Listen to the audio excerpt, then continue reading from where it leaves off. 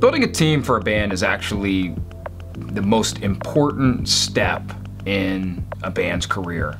The bands that I've had the most success with have been ones where I was able to build the team for and with them. You really have to strategize and figure out why you're trying to put particular members into place. I liken managing a band and building the team sort of like a basketball team. You don't really have to have any familiarity with sports in order to get the analogy. You just have to know that there's 5 players on a basketball court at any particular time. I like to think of the members as the manager or management team, and the band were really kind of the co-captains of this whole thing. Then you've got your record label. In this day and age, things are changing where oftentimes you don't necessarily need a record label, but I still think it's the way that you release your music and the marketing behind it is such an important part of a team. Your booking agent, and then the last one I really consider to be a utility player. These are the people on the team that you don't necessarily deal with every single day. That might be your attorney, business manager, publicist, people that you're not dealing with all the time, but definitely you utilize in the overall approach to building your band. So what goes into that is, why does each particular person matter, and when do you put them into place? How do you know when you need a team? That's actually such a great question, because there is no specific right time as to when you need to engage people and how big your team needs to be. But oftentimes you need to have been able to have done something as an artist on your own. All of us in the industry look at an artist and say, what have they been able to accomplish on their own, and why have they hit a ceiling at some point, and how can we benefit the artist by getting involved? Oftentimes artists want a team prior to really needing it. They want that validation. They want people to they want to be able to go around and say, hey, I work with such and such manager or management company, I'm signed to such and such record label, this booking agent works for me. But if it's done at the wrong time, it really can work as a disadvantage to an artist. If set validates them or picks them up and the band doesn't actually continue to grow, or it takes a stutter step, sometimes that can it can reflect poorly on the band.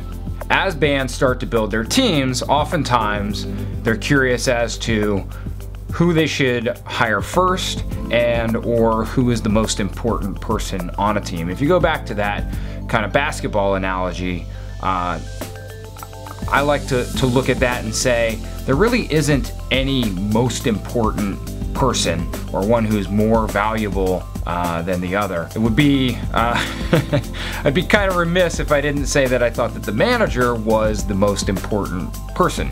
You need somebody who's going to lead the entire organization, ensure that you're setting goals and working towards achieving the goals that you set. When you're going to get any opportunity, and everybody needs to work together to try to leverage whatever relationships they have, whatever things that they can do to provide opportunities for the band.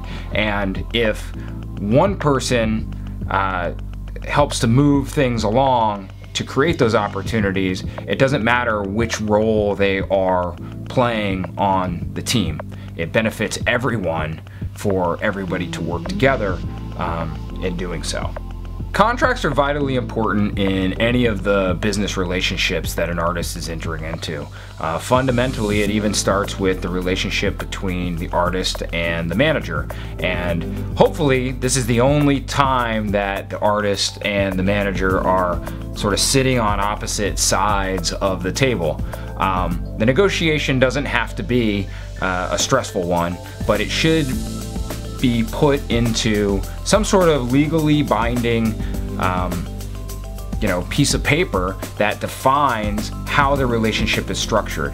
I've always been told that a great contract is one that you negotiate, execute, and then put away and never have to look at again. Simultaneously, all of the other relationships that a band enters into should be formalized in some sort of contract. In particular, any dealings where you're giving away some rights, whether that be on the music side, if you're giving away your recorded rights, on the publishing side, if you're giving away, your writer's share rights, or in merchandise, you're giving away your merchandise rights. There needs to be clearly defined terms that both parties agreed to and then are executed. Almost all relationships start in a very friendly fashion where both sides are excited to work with one another. Where the contract comes in handy is down the line if there's any discrepancy between the artist and the third party that they're dealing with in regards to what was negotiated or how it should be implemented. So having a contract is really a vital component of a band's business. A great example of building a team for a band can be viewed by the artist Periphery that we work with from Washington, D.C. We met them through mutual acquaintances here. The band already had a lot of buzz going on online, and we met and figured it would be a good opportunity for us to work together. The band had music that they wanted to release to the world, and so we put in place various label deals throughout the world for them. The primary deal was done here in the United States with the label Sumerian that we had a relationship with, and then we did various licensing deals in other territories throughout the world. Now that the band's music was able to be purchased, they also wanted to go out on the road and promote the music as well as play live. So we needed to have a booking agent in place to help them do that. We found an agent in the US who was very excited about working with them and could get them touring opportunities here. And then as demand grew throughout the world, we found an agent for the rest of the world who's based in the UK. Now the band's on tour. They need to have a professional merchandise company that can print their t-shirts and ensure that the band doesn't run out of stock and always has new designs in place, as well as when they're not on the road, want to have stuff online. So through existing relationships that we had as a management company, we found the band great merchandise partners throughout the world. Eventually, all of the numbers started needing to be crunched, and we needed somebody that could focus solely on the cash and business component of the band. So we had to hire a business manager. That was an area that we took a number of interviews. We had a lot of recommendations come not only to the band members themselves, but to management and the members of the band that are focused on the business, and myself met with a number of business managers and then decided on one who controls the money for the entire world. Very recently, we were able to get a publishing deal for the band. As we want to expand the band's reach of music and have it placed in video games, potentially have it used in movies or movie trailers, and as the individual writers within the band want to expand their musical careers, we had to get somebody that focuses solely on that. Throughout this entire process, one of the most important relationships and team members that we have on board is all of our sponsors and endorsers for the band. This has been something that we've utilized, and incredibly so, in building up the brand that is Periphery. The individual members who are very technical players have many deals with gear and guitar and other companies throughout the business, and as a management team, what we've done is strategized and tried to figure out how we can take the individual efforts and make them work towards the brand of Periphery itself. So overall, it's a pretty large team. Again, going back to that basketball reference, you've got management and the band that are really leading this charge and co-captaining. We've got the label that's releasing the music. We've got the agent who is getting the band on tour. And then we've got these other utility players. We've got the merchandiser, we've got the business manager, we've got the publishing company and the sponsorship and endorsers, but everybody on the team is working towards trying to have the upswell of the growth of the band really continue to rise.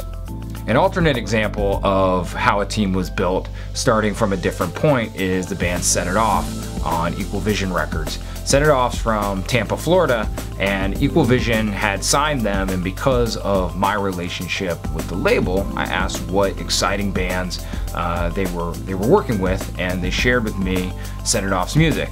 I heard it and immediately thought it was great and saw, or rather heard, the potential in it, and asked if I could be introduced to the band.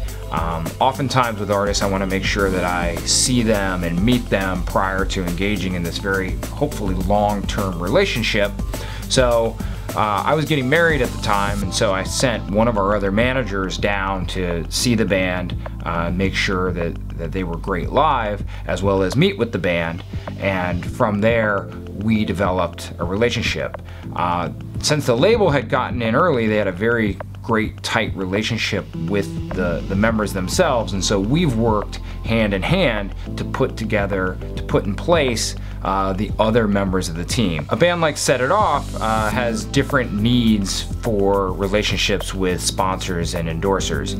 For Set It Off, we focus a little bit more on clothing and lifestyle brands that will help target the demographic that we're trying to reach for their music. There's more than one way to build a team, and no matter who gets put in place first, it doesn't really matter, provided that everyone on the team is working in the best capacity to achieve the overall goals of the artist.